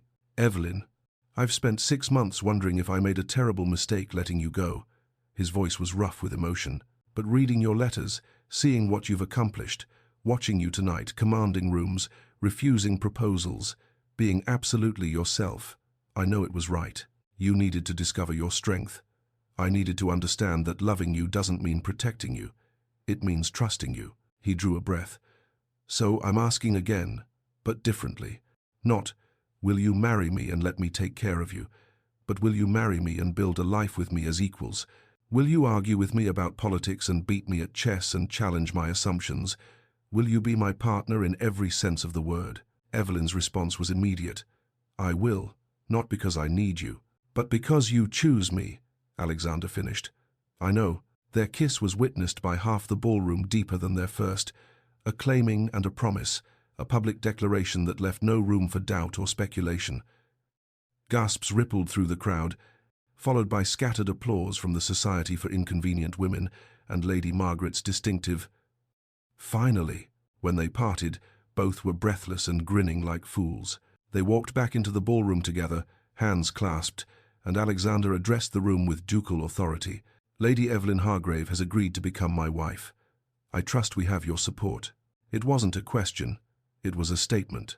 Reactions were mixed, some scandalized, some delighted, some simply confused about what they'd just witnessed. But Evelyn stood tall beside Alexander, choosing her future openly, and discovered she didn't care what anyone thought. She'd found herself. She'd chosen love. And she was free. The chapel at Wetherby was intimate, filled with people who mattered. Evelyn wore cream silk and her father's pocket watch. They spoke vows they'd written themselves, promises of partnership, equality, mutual respect. Lady Margaret wept openly, shocking everyone who knew her. As sunlight caught the watch's inscription, "Time reveals all truth," Evelyn thought of how far she'd come. 6 months later, the library at Wetherby held both of them, working side by side on estate plans. Comfortable silence punctuated by spirited debate about crop rotation versus fallow periods. "You're wrong about the nitrogen levels," Evelyn said, laughing. "I'm the Duke. I can't be wrong. You absolutely can be. Look at these figures." He studied her calculations, then groaned. "Fine. You're right." She kissed him in victory. 1 year later, the combined estate meeting brought together farmers from both Hargrave and Wetherby. Evelyn presented modernization plans, while Alexander stood beside her, supportive but letting her lead. Thomas Webb muttered to another farmer, "The Duke's a lucky man. Got himself an equal, not an ornament." Evening painted the Wetherby gardens in gold and rose. Evelyn and Alexander walked together past the fountain where everything had changed. She read aloud from a book while he listened, occasionally interjecting observations. "Who would have thought a slap would lead to freedom?" Evelyn mused. Alexander's response was immediate. "Not freedom. You already had that inside you. Just the chance to claim it. And you?" His kiss to her forehead was tender. "The chance to choose love over duty. Best decision I ever made." They stood silhouetted against the sunset, equal partners, choosing each other daily, building a life neither could have imagined 7 months ago. Time had indeed revealed all truth. That strength comes from within, that love is choice, and that the greatest freedom is finding someone you choose to share it with, not because you must, but because you want to. And so, dear listeners, Evelyn discovered that true freedom isn't found in the absence of connection, but in the courage to choose it on your own terms. Sometimes the greatest love stories aren't about being saved, they're about saving yourself, then choosing to share that strength with someone who values it. If Evelyn and Alexander's journey touched your heart, please show your support by hitting that like button. It truly helps this channel grow and allows me to bring you more stories of love, courage, and second chances. I'd love to hear from you in the comments. Have you ever had to choose between safety and freedom? Or perhaps you've experienced a love that respected your independence rather than trying to control it. Share your thoughts below. I read every single comment, and your stories often inspire future tales. Don't forget to subscribe and ring that notification bell so you never miss a story. Coming up next, we have another sweeping historical romance about a widowed countess who must choose between her late husband's fortune and the penniless artist who sees the woman she truly is. Thank you for spending this time with me, letting me share Evelyn and Alexander's story with you. Remember, you are worthy of love that celebrates your strength, not one that diminishes it. Until next time, dear listeners, may you always choose courage over comfort and love over fear.